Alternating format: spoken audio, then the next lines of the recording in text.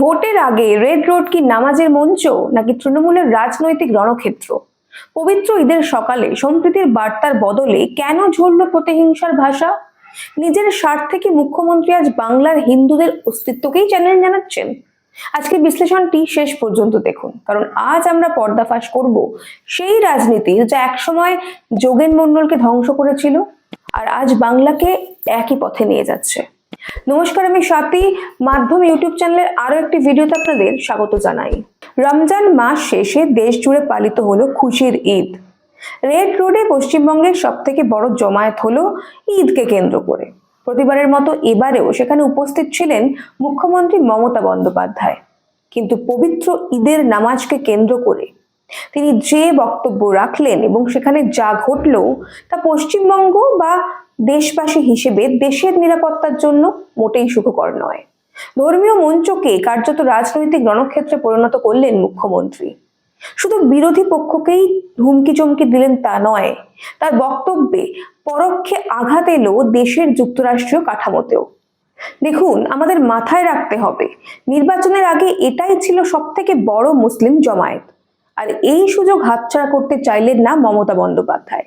বৃষ্টি মাথায় নিয়ে মাথায় কাপড় জড়িয়ে তিনি শুভেচ্ছা জানাতে গেলেন, এই পর্যন্ত কোনো সমস্যা নেই।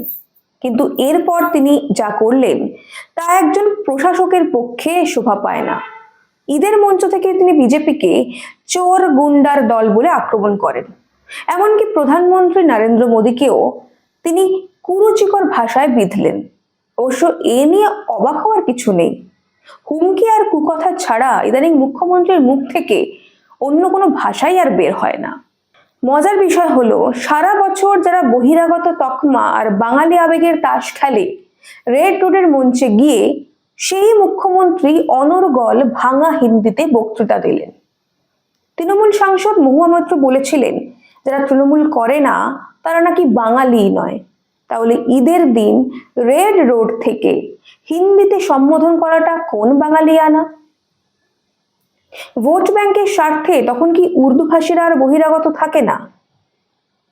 আচ্ছা, মুসলমান হলেই কি উর্দু ভাষায় কথা বলতে হবে? পশ্চিমবঙ্গের মুসলিমরা কি বাংলায় কথা বলেন না? নাকি রেড রোডের নামাজে বাঙালি মুসলিমদের থাকা নিষেধ? মানে সেখানেও কি বিভাজন নাকি? শুনে নিন মমতা বন্দ্যোপাধ্যায় সেই বিখ্যাত হিন্দিতে বক্তব্য।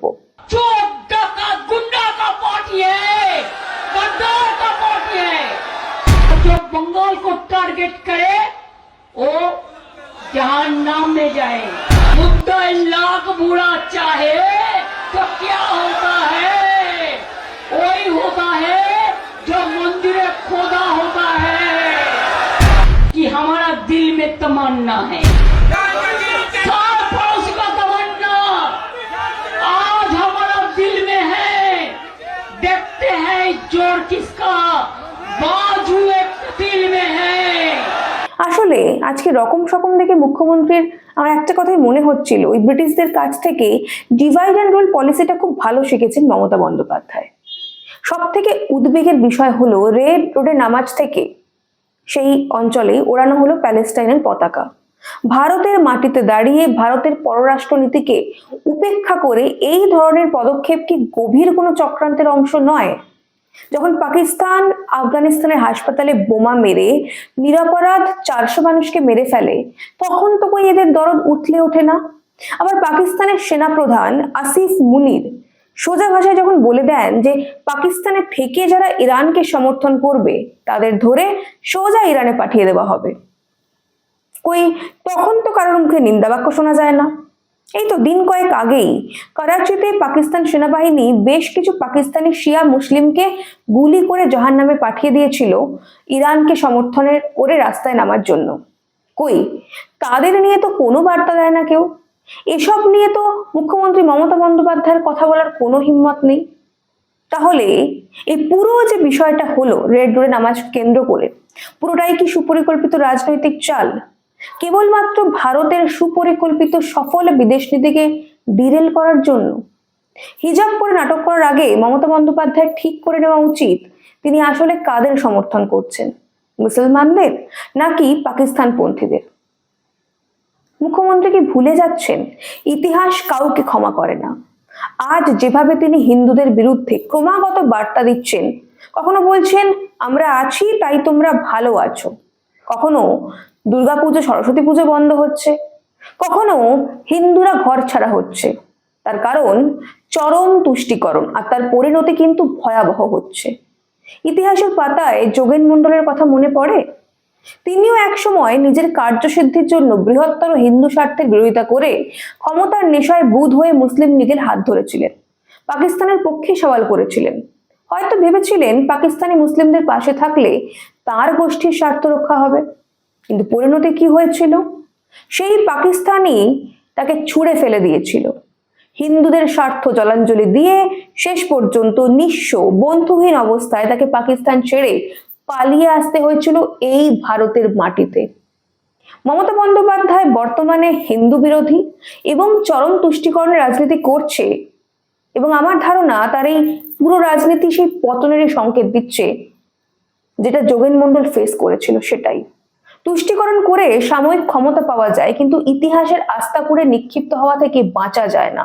তৃণমূল বিধায়করা যখন হিন্দুদের কেটে ভাগীরথীতে ভাসানোর হুমকি দেন, বা যখন ফেরহাদ হাকিম বলেন কলকাতা একদিন উর্দু ভাষীদের হবে, বা যখন বলেন যারা মুসলমান নয় তারা দুর্ভাগা, তখন মুখ্যমন্ত্রী চুপ থাকেন। ধর্ণা মঞ্চ থেকে সাংবাদিক সম্মেলন কিংবা ঈদের মঞ্চ, সর্বত্রই তিনি হিন্দুদের প্রচ্ছন্ন হুমকি দিয়ে চলেছেন। এই প্রসঙ্গে একটা কথা জানিয়ে রাখি, তৃণমূলের সঙ্গে বিজেপির তফাৎ ছিল, আছে, থাকবে। মুখ্যমন্ত্রী মমতা বন্দ্যোপাধ্যায় যখন রেড রোডে নামাজ পড়তে ব্যস্ত, তখন বিরোধী দলনেতা শুভেন্দু অধিকারী কালীঘাট মন্দিরে পুজো দিচ্ছেন রাজ্যবাসীর মঙ্গল কামনা করে।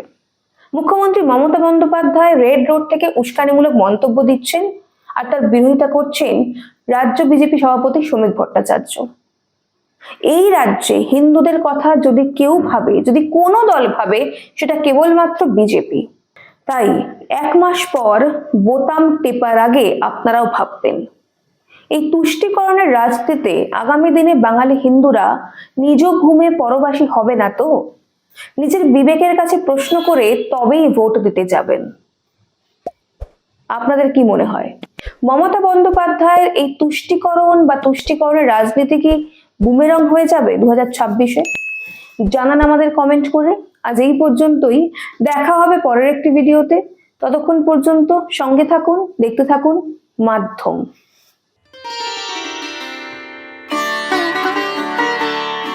मोदी जी का विजन, मुख्यमंत्री डॉक्टर मोहन यादव जी का मिशन। मध्य प्रदेश में खेती अब सिर्फ परंपरा नहीं, समृद्धि का संकल्प बन चुकी है। प्रधानमंत्री नरेंद्र मोदी जी के किसान केंद्रित राष्ट्र विजन को जमीन पर उतारते हुए मुख्यमंत्री डॉक्टर मोहन यादव ने शुरू किया मध्य प्रदेश कृषक कल्याण मिशन। लक्ष्य साफ है, किसान मजबूत, खेती आधुनिक और प्रदेश आत्मनिर्भर। वर्ष 2025-26 में 32,308 करोड़ रुपए से अधिक का कृषि बजट। मुख्यमंत्री मोहन यादव के निर्णय, गेहूं पर 175 रुपए प्रति क्विंटल बोनस, 2600 रुपए प्रति क्विंटल पर खरीदी, धान पर 4,000 रुपए प्रति हेक्टेयर प्रोत्साहन, यानी किसान की जेब में सीधा फायदा। प्रधानमंत्री मोदी जी की सोलर और ऊर्जा आत्मनिर्भरता नीति को मुख्यमंत्री मोहन यादव ने दी रफ्तार। 5 रुपए में स्थायी बिजली कनेक्शन, 30 लाख सोलर पंप, हर साल 10 लाख नए कनेक्शन। अब खेती बिजली की चिंता से मुक्त। मुख्यमंत्री किसान कल्याण योजना के तहत 85 लाख किसानों को 19,000 करोड़ रुपए से अधिक का सीधा लाभ। प्रधानमंत्री मोदी जी की पहल, पीएम किसान समृद्धि केंद्र अब हर ग्राम पंचायत में। मुख्यमंत्री डॉक्टर मोहन यादव के नेतृत्व में कृषि उद्योग समागम। मंदसौर और नरसिंहपुर में 3,812 करोड़ रुपए की 11 इकाइयां, 6,000 प्लस रोजगार। कृषि अब रोजगार की रीढ़। आज मध्य प्रदेश देश के अग्रणी कृषि राज्यों में शामिल है। दृष्टि प्रधानमंत्री नरेंद्र मोदी, नेतृत्व मुख्यमंत्री डॉक्टर मोहन यादव। खुशहाल किसान, समृद्ध मध्य प्रदेश।